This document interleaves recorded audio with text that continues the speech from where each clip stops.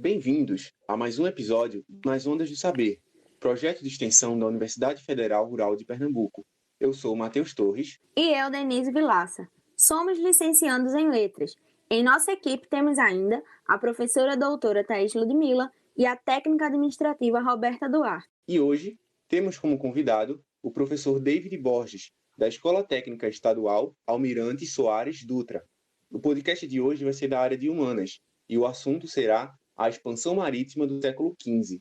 Olá, tudo bem? Eu me chamo David Borges e hoje vou falar para vocês sobre a expansão marítima no século XV.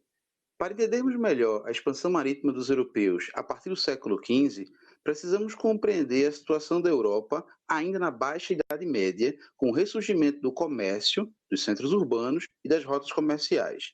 Desde o século XII, a sociedade, o comércio e as cidades portuárias na Europa começaram a estreitar vínculos com o Oriente e mercadorias, cravo, canela, noz e por aí vai.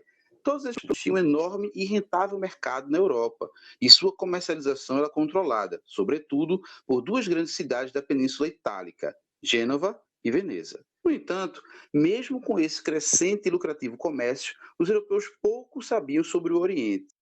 Para se ter uma ideia desse desconhecimento, era comum nos mapas daquela época ver representações desse outro mundo, por assim dizer, como sendo o paraíso bíblico perdido, repleto de árvores, flores, rios de leite e mel.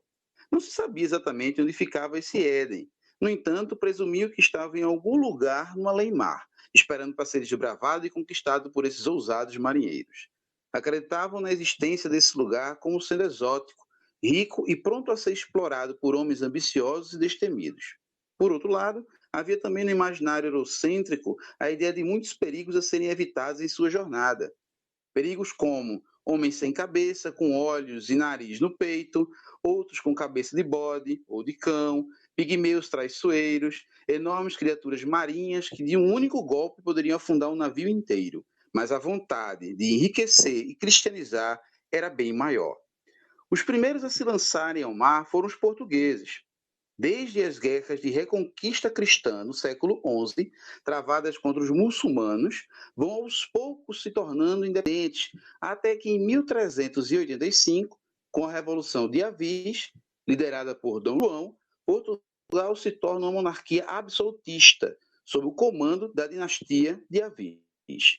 No entanto, Portugal precisa das características que juntas fariam pioneirismo nas grandes navegações. Nessa busca pelo mar, por outros portos, a ambição em encontrar riquezas e também espalhar a fé cristã contava-se com o espírito aventureiro dos corajosos navegantes portugueses, a boa localização geográfica de Portugal, voltada para o Atlântico, a própria centralização política de uma monarquia absolutista, o desenvolvimento e domínio de técnicas de navegação, a disponibilidade de capital, a necessidade de terras cultiváveis para a produção, como por exemplo o trigo, e o desejo de nova rota para se chegar nas especiarias, fugindo de conflitos no continente, da peste negra e da concorrência de Gênova e Veneza, que dominava o comércio pelo Mediterrâneo. Tudo isso levou Portugal a realizar suas primeiras conquistas ainda em 1415, com o domínio de Ceuta, um importante entreposto comercial no norte da África.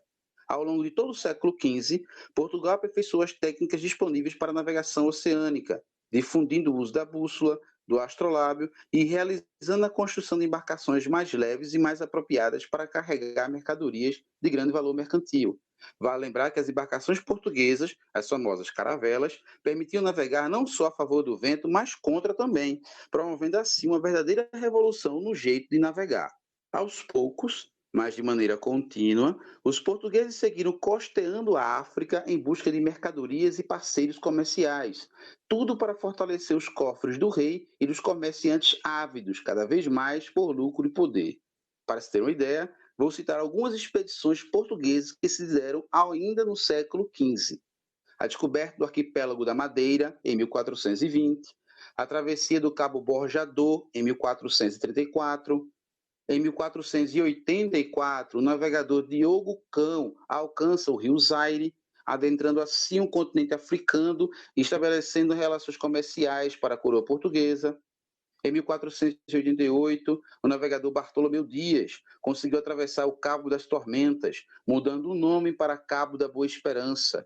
Em 1498, um outro grande navegador português chamado Vasco da Gama finalmente chega a Calicut, na atual Índia. E para encerrar, vale lembrar que em 22 de abril de 1500, Pedro Álvares Cabral realiza um desvio em sua rota rumo às Índias para tomar posse das terras onde hoje conhecemos por Brasil. Mas isso já é assunto para uma próxima aula. Fico por aqui, muito obrigado, muita luz na caminhada e um forte abraço. Agradecemos então ao professor David Borges pela parceria e a você, nosso ouvinte, por estar conosco. Você pode nos acompanhar pelo YouTube e Spotify e nos siga no Instagram, @ondas.saber. Até o próximo episódio!